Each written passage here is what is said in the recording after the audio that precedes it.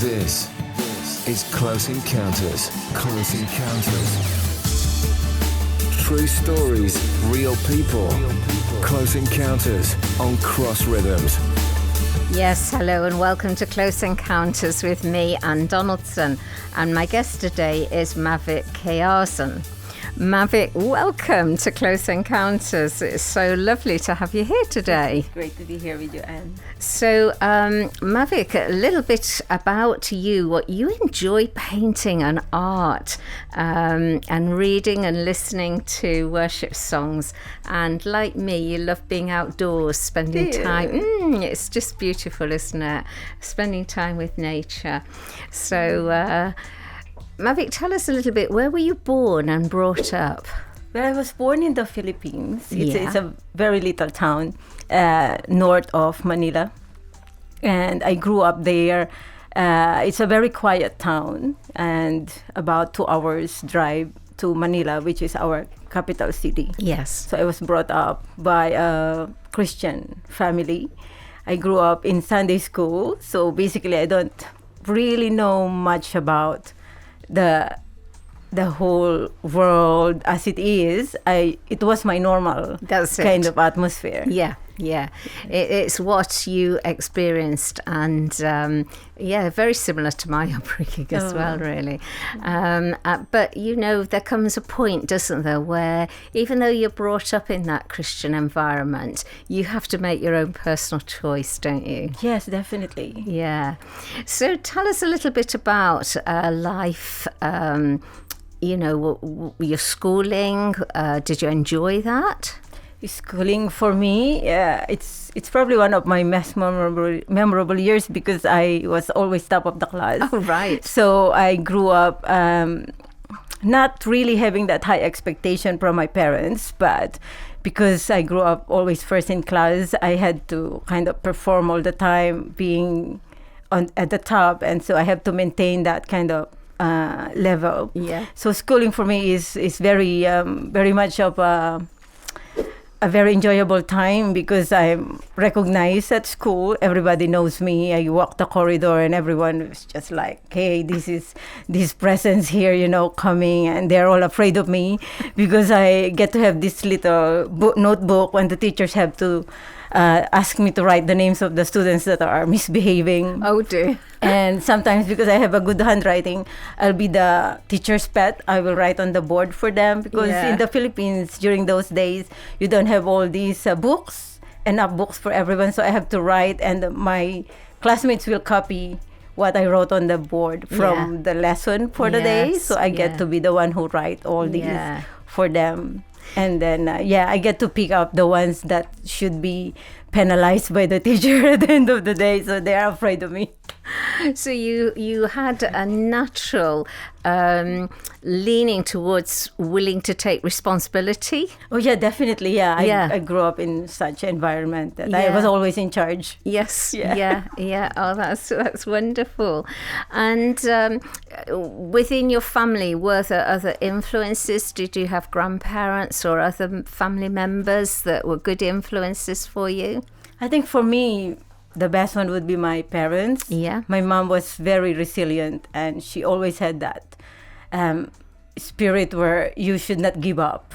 And it always stayed with me. It's like you can do anything whenever my mom is present. You're not allowed to think negatively around her. She's just always like, everything is possible, this kind of woman.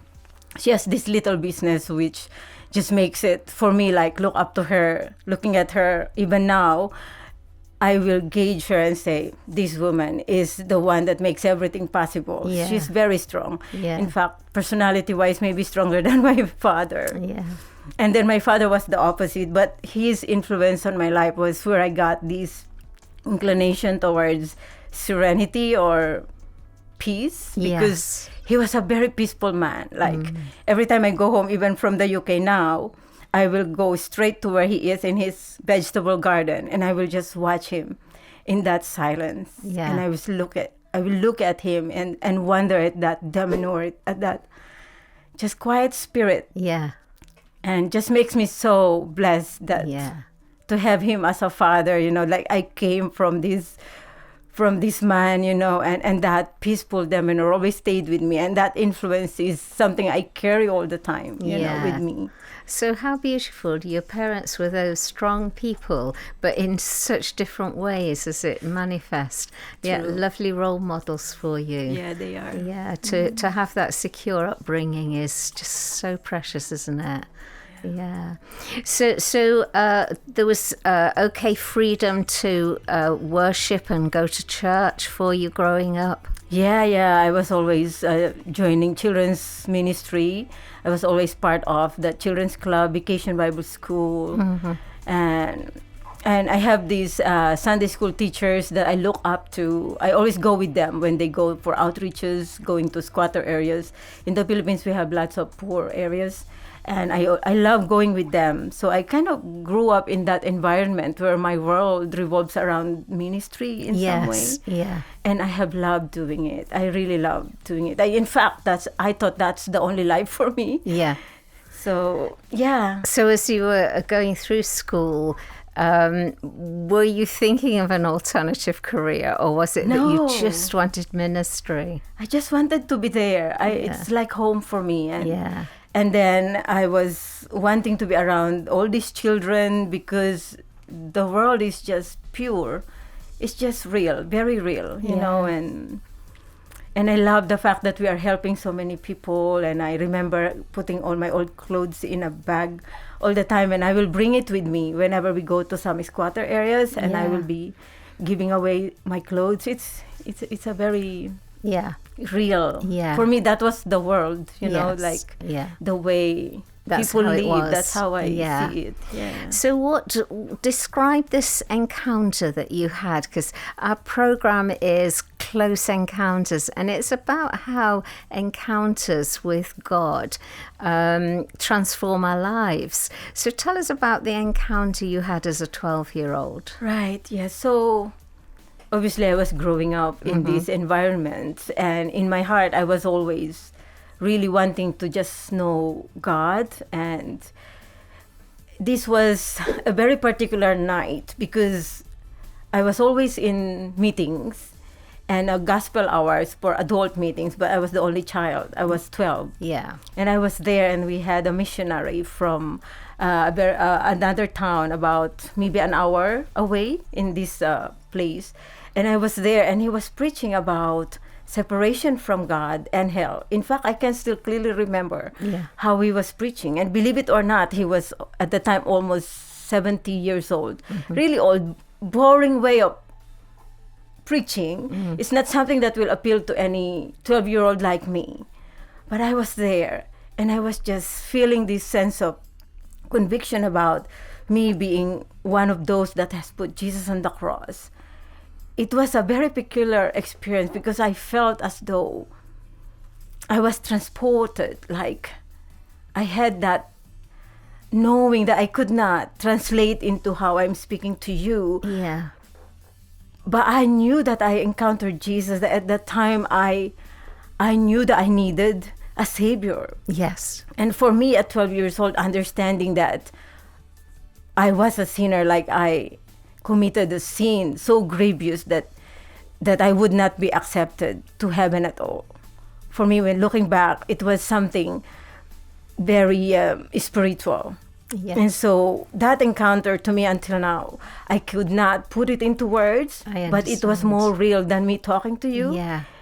And it was something that made me know Jesus and hold on to him. That until now, I'm still holding on to him because it was the most real encounter that I had. Yeah. Even with all the other people I encountered in my whole life right now at this point, I could not compare how real it was to the ones that I'm encountering right now, because it was very real. It was almost like he revealed himself to me in a way that I could not really put into words. But at 12 years old, there is no way I would understand that I was a sinner, that I needed a Savior. But at that point, on that time, I knew that after the pastor finished the prayer, that I knew that I gave my whole life to Jesus. Yes. Like I was just completely free. Yeah. And from that point, I knew I was going to heaven, Yeah. that he's going to pick me up one day. Yeah. And until now, I'm thinking about that, like Jesus will pick me up. Yeah. I don't know. I was Yeah. kind of like growing up. My mom always tell me, you told me one day that you will not die, that Jesus will pick you up. And I carried it with me. Yeah. Little did I know that I'll be very interested with end times, that I'll Yeah. be learning about end time prophecies and knowing what we are having now with the Yeah. world. Yeah. I just have this very strong feeling that Jesus really will pick me up one day. That's incredible. In a very near Yeah. future. Very real. So it'd be good for us to listen to the first song that you've chosen, and you've chosen "When I Survey the Wondrous Cross." Why? Can you tell us why you've chosen that one? It was because that was what I saw on this encounter. Super. I saw him on that cross, and I felt like I was watching the whole cross. I was surveying it, and Yeah. at that age, tender age of 12, I knew what the cross meant. Yeah, and that wonderful line that says, "This sacrifice demands my all." Yes. Okay, thank you.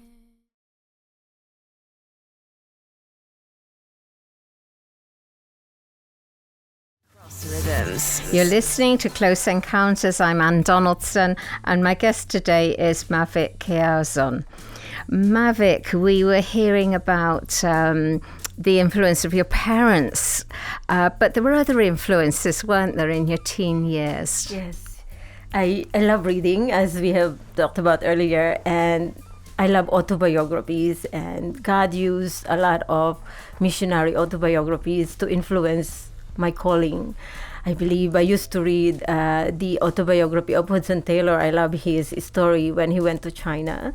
And I also love the story of John Wesley, because in a Baptist church you always sing hymns. Yes, And yeah. so I grew up in hymns. I love old hymns. In fact, that's choices of songs Yeah. were all almost hymnals. And I also love the story of William Booth. Yeah. And it was very challenging to me reading his story, because he was the one who said that that every adoration of our heart should be just Jesus, and that is the reason why he managed to build this very big organization called, as we know, Salvation Army.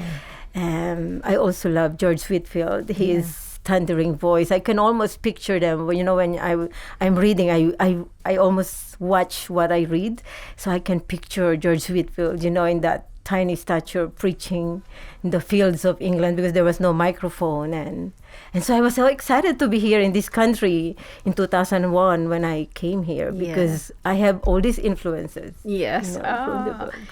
But while you were still living in the Philippines, you left school, left the high school, and were you going to go to university? Or? No, I don't intend. I didn't really plan to go, because in my mind I will serve Jesus, because he had to have my whole life. And so I went to church, and I did not intend to come back home. I will be in the church like little boy Samuel, and I will be growing up there serving God. That's what I wanted to happen with my life.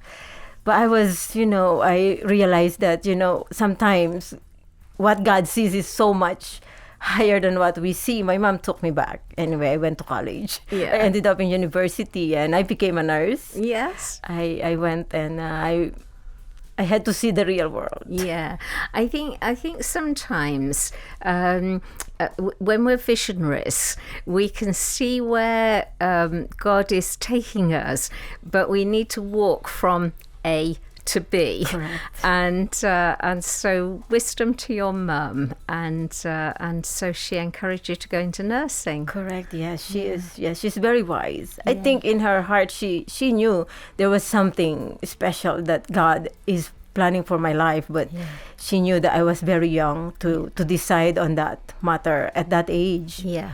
And so I think she was right all along. In the end, she was. Mums usually are, aren't they? Yeah. So you referred to coming to the UK in 2001, did you say? Correct, yes. Tell us what brought you to the UK? Well, at the time, they were recruiting for nurses, and I was already traveling in between countries. I've been to Singapore then and Saudi Arabia, and then they were recruiting for nurses here. You were very short at the time, so in fact we were the very first or second cohorts of nurses who came here, and we ended up in Royal Stoke Hospital. All right. Yeah, when we first came here. Yeah. So you describe your upbringing as very, very beautiful, very protective. What was it like when you stepped outside that to what was going on in society around you? Oh, you know what, Annie? This is just, it's a shock to me, even to see people becoming very, very drunk, and to do what they were doing when they got drunk. It's complete shock. I didn't know what to do, and I remember, being out there and watching all these people, whether I would want to come back to where I was as a very protected child in a Christian environment, or whether I will go out there where this is exactly where God has called you to live your life anyway. And so slowly God has opened my heart to have compassion towards the people for whom Christ died. This is real life. It's not gonna be full of beautiful roses for you, and that even though I have that faith in Jesus that I know was real, I can only make sense of it, that it was really real when I apply it to this environment, because it was indeed tested, being in this kind of environment for me, because it was no longer under my control. It was now real encounters with real people who's struggling with the world and a world outside God. And now I am being brought to their world. And now I have to make sense whether my faith was really real. That's it, And how did that affect your faith? Did it you question, or did that make you go immediately stronger, or was it a process of your faith going stronger? I think it was a process from doubts to questioning a lot of the purposes that God has, because I had to see suffering with my own eyes, and you had to sometimes question whether sometimes, is this really real, what I had in my heart? And you compare it against the backdrop of the world around you and how real the suffering is and the people that you're encountering, then your faith has to make sense. And I think with all these experiences, I had to ask myself whether is this faith real, and if it's real, then it has to be applicable. It has to make sense to other people. And as I told you, I love soul winning. I love to share my faith to my friends, and these are the times I know that I realize that the faith really is the one that's needed, because then if it helped me, it will help my friends and all those that I'm encountering, that it will definitely help them in their situation, and that way my faith has been validated so many times. But it did not come straight away. No, I did question my faith. It's not like I am perfect, 100% perfect in my score. I did question God, because I had personal experiences as well in my life, that made me question my faith, especially before I went for mission field. I had all these experiences, in life where, for example, I was in my 30s, I think, when I had big fibroids in my uterus, and it has to be removed. And this is before I really went full-time for mission work. I had to battle this, and I had to go on operation for myomectomy, which is just to remove these fibroids. But I had to wake up with the doctor telling me that he had to remove my whole uterus, my whole ovaries, everything of womanhood. It's like in your 30s, you had to come to terms with understanding what faith meant to you when you can no longer bear a child, as a woman. And I think when you look back at this situation, for me personally, I had to understand what does surrendering means, what does praying your will be done means, because I have to say right there, your will be done, but it's all completely against my will because I was so angry at what happened. Yeah. In fact, I woke up, I was so angry with the doctor because he didn't really prepare me for what could happen, but it had to happen because if it's a very big ovarian tumor, like the size of a melon, it has to be removed. Yeah. And I think after the initial outrage of, I think every woman would be, I come to terms with what it meant to pray, thy will be done. And I really prayed that prayer, your will be done, after that struggle. And it was very liberating. Yeah. And to me, that was a turning point of my faith as well, maybe turning up a bit on a level where now your faith, when you encounter Jesus in a very real way, that way, it was beautiful. But this one, you have to make sense of that faith in a very ugly way. I mean, it is ugly. It has to say, I still want you. I still want to give my life to you. I want to believe you in spite of you doing this to me. It's kind of like when something bad happened to you, you kind of blame God all the time because it's bad. But when it's good, most people, majority, forget to even thank God because it's all going well. But for me, when that came to me, it was something that was hard because I always felt I was a spoiled child. Like God, I'm his favorite. I always felt like he loved me so much that I'm the favorite. But then when that came, of course I cannot see the future of his plan. So he was calling me to North Korea, and for all I knew back then, I could not have kids. Yes. If I will have kids, can you imagine me doing all those running around in North Korea and trying to hide from all the soldiers and trying to hide these Bibles? And if I have kids, I won't be able to do that. Yeah. And so now, after so many years only, I can look back and say, thank you, Lord, that you knew what you were doing. Yeah. It took a while. And it takes great faith to still, to grow in faith. Yeah. In the face of such difficulties, such disappointments. So, wow. Thank you for sharing that. So, such a personal test that you experienced. We're going to listen to your next song now, Mavic, which is To Be in Your Presence. Thank you.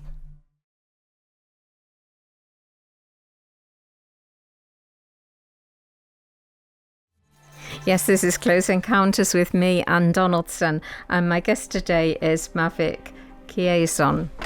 Mavic, you were telling us about nursing at the Royal Stoke Hospital, and I believe that was really while you were there that you transitioned. God was opening opportunities for you to move out of nursing into a traveling ministry.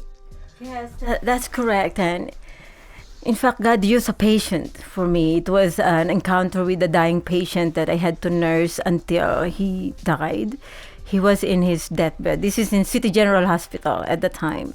So I was only supposed to hold his hands because he was for DNR. You know, he's the Do Not Resuscitate order. So as a nurse, you only had to be there and hold the patient's hands until they give off the breath. But it was a very powerful encounter because this patient, while I was holding his hand, was telling me that he didn't want to die. Mm-hmm.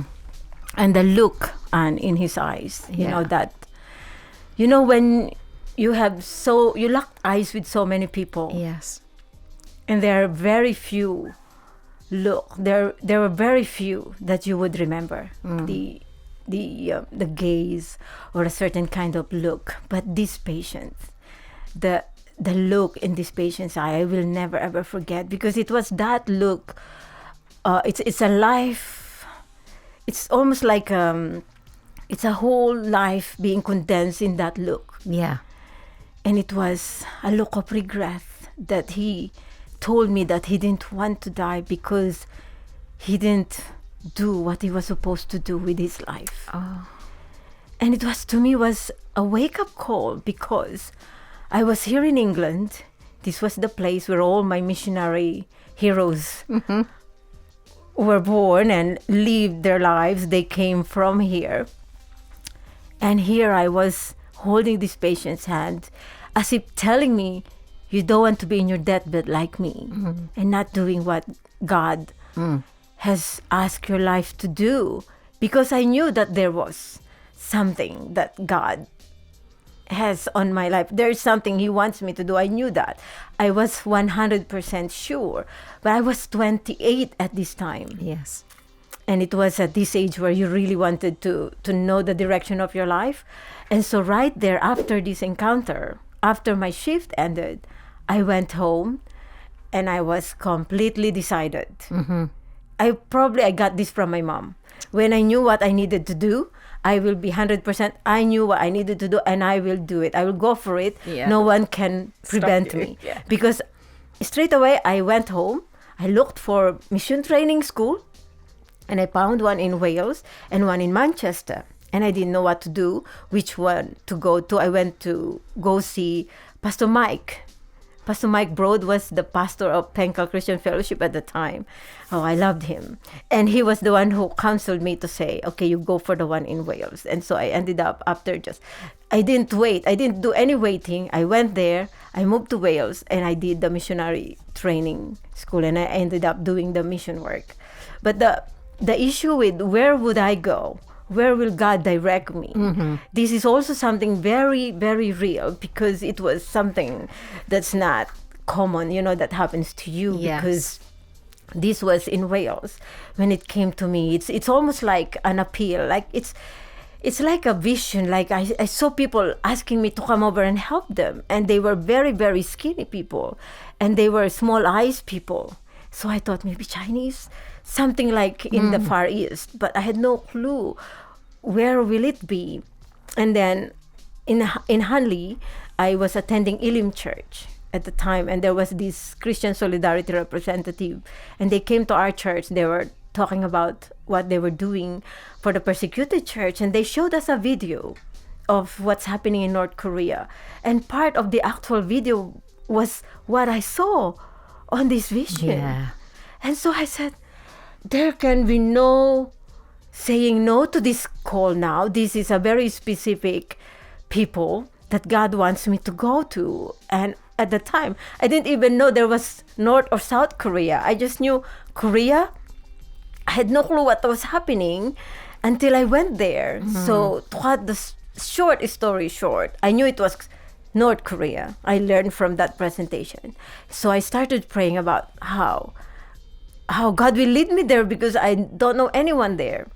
But I ended up going there 2004. I went and I knew I have seen firsthand what's happening in the border, where there's a lot of influx of North Korean refugees escaping from the regime. At the time, I saw skinny people. You can tell that they have not eaten for many months. And they were like, I have never seen any kind of pale children like that. And to me, it was just like a confirmation that this is it, because the peace that I had in my heart when I saw these people and the compassion was almost palpable in my heart. I knew this was the people God has called me to serve. And so I didn't leave. From 2004, I started coming back and forth, bringing people with me to see what's happening. That's all I knew at the time. I didn't know anything else. I remember in Ruina's house, she was telling me, she watched me pray and the carpet will be wet with my tears. I was interceding. I was just praying and weeping for them, because I've seen how they were firsthand. I was full of compassion for North Korean people. Yes. And so she couldn't do anything but help me. We sold a lot of things. I was making little tiny cards, and then raising funds for them. Starting having these tiny boxes where people put £1, because £1 a day you can feed 30 people. For 30 days you can feed one North Korean for £1. Yeah. So I said, maybe we can get the churches to Yes. get there. And that's how God grew the ministry. Yeah. In 2008, when we started the mission, North Korea and Beyond mission, that we started to get more formal and get more people involved to go and rescue the North Koreans from. So were you based in South Korea and ministering to the people as they came over the border, or were you actually able to go into North Actually, Korea? we were based almost in North Korea, in China at the time. There were still no CCTV facial recognition. This was very early on, this technology. We were building safe houses in China, getting the North Koreans who are escaping into China. And in where we were working, it's almost North Korea, because like 2 steps you're in North Korea. Yes. It's like we can see them. Yeah. And they're crossing every winter. They're crossing the frozen Tumen River. You know, they cross the Yalu River into China to get food. Yeah. And then that's where we encounter them, Yeah. get them to safe houses. We then preach Jesus to them. A lot of them get, saved through this movement, through this rescue. In fact, we have one who is now in here in the UK. Wow. And he is now wanting to go for parliament. Yes. And we get to meet him through this ministry. Yeah. It's very exciting what God has done, in this work. But yes, it's in the border. Yes. Between okay. China and North Korea. Oh, that's good. And so that makes sense of your next song that you've chosen. You've chosen "It Is Well With My Soul." Thank you.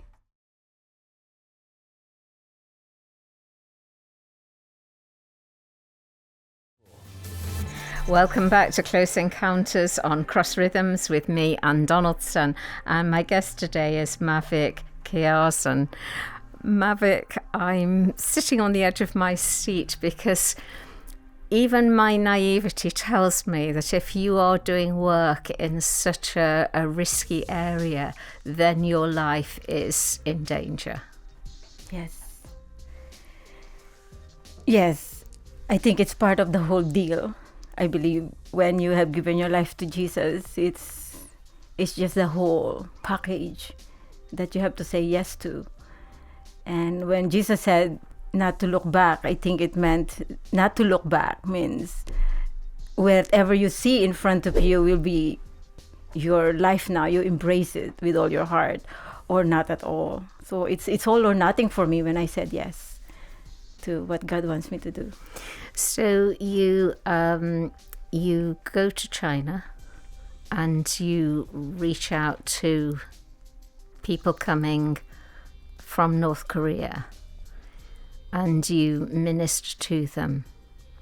Humanitarian provision, but also sharing the good news of Jesus. That's true. Tell us a little bit more about that work. So this work spells the whole mission. I believe that the very reason why has done everything that the very reason why God has done whatever He has done on my life, preparing me for this work, because we had to run, you had to escape.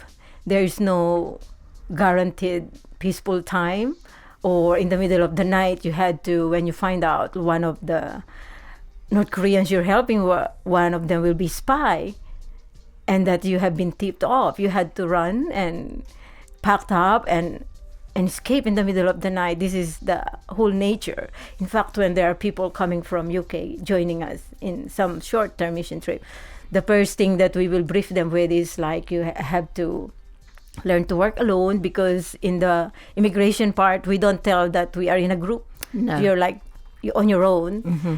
And that also that they have to be very sure of their faith, because there's no guarantee. We can't guarantee they'll be coming back to the UK.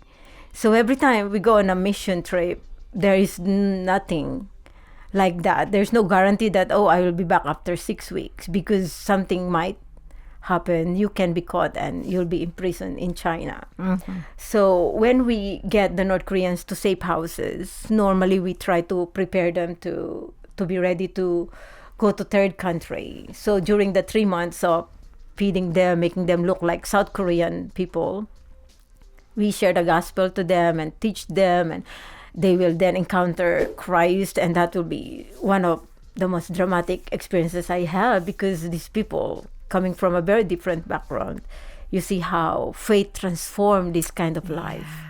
It's very different from what we know, and obviously when God transforms someone's life, it's a miracle in itself. You you have this validation that the faith you hold is also real because it's before your eyes. Yes. These lives are being transformed, and it's the most beautiful thing to see.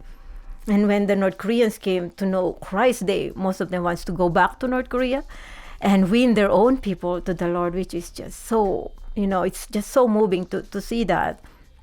And then we get them to transfer to another country, cross to another country, which is a very treacherous journey. Yeah. And it will be either Mongolia or they go to Thailand, and they will be traveling with a fake passport, a fake identity, because they'll be using the trains in China. So, until I have done this work, I've never done any illegal thing in my life. But in the border, I have to do a lot of illegal things, a lot of unlawful things in the eyes of Chinese people. I mean, all these. And hence we are blacklisted. Obviously, we are banned because of all the illegal things. We are not allowed to help North Koreans, for one thing. And let alone bringing all these Bibles and smuggling, We are experiencing a tremendous protection from God in a miraculous way, where He blinds the eyes of the soldiers or the police who will be inspecting our luggage, and how many times He's done it in the end, because your confidence in God's protection increases. And towards the end, I just left it all in the open. Mm. Some of my my team members will be putting it in underwears and hiding it inside the socks, really neatly folding it, just not to be seen by these police people.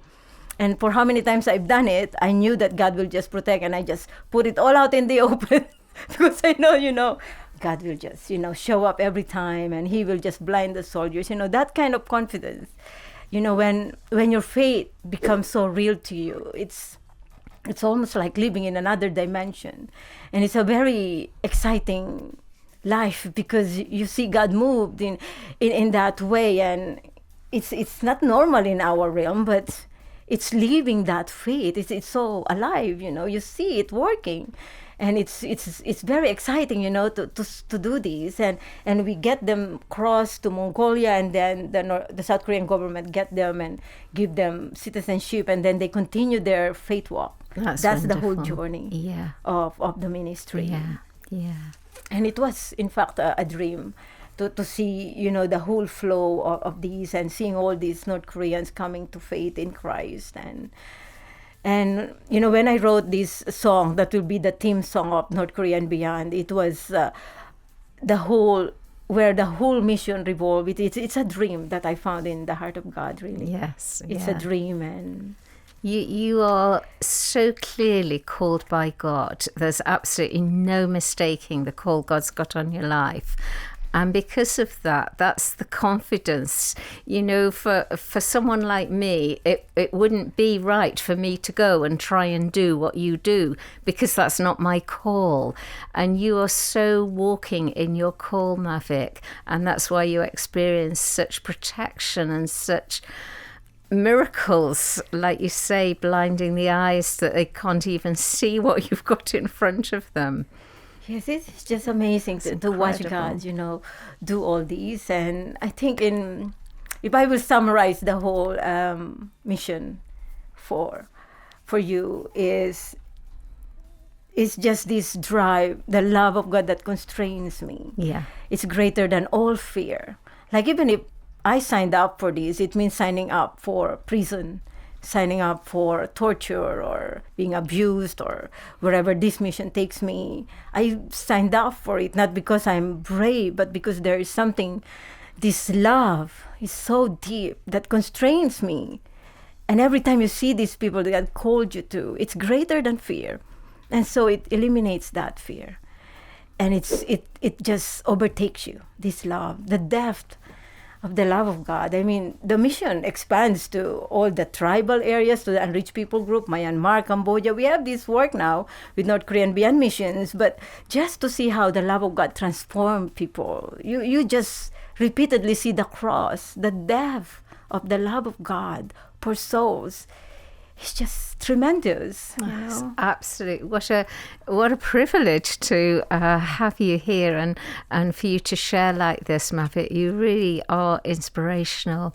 And the name of your ministry, if you just want to share that so that people can be aware, it's North Korea and Beyond Missions. Yeah. We have a website. They can just go on nkandbeyond.com. They can see all that we're doing there. Yeah. And we also have books that we published, which they can find at mavicbooks.com. I have written about 7 books already, and I'm releasing another book, A Dream I Found, which is a missionary autobiography of everything that we have seen in North Korea and beyond, the work that God has done in this work. So that's North Korea and beyond, if people want to Google that. And your published books are on your website, which is www.mavic, that's MAVIC, books, all one word, mavicbooks.com. And Mavic, I just want to say thank you so much, and thank you for taking time. Thank you for being so inspirational. And you talk about that love of God that has apprehended you, that love of God that is just behind everything you do, everything you think. And that explains your final choice. Would you introduce it for us, please? How deep the Father's love for us is just amazing. Absolutely. So thank you, and we'll listen to that song now. Thank you. Close Encounters on Cross Rhythms. True stories, real people.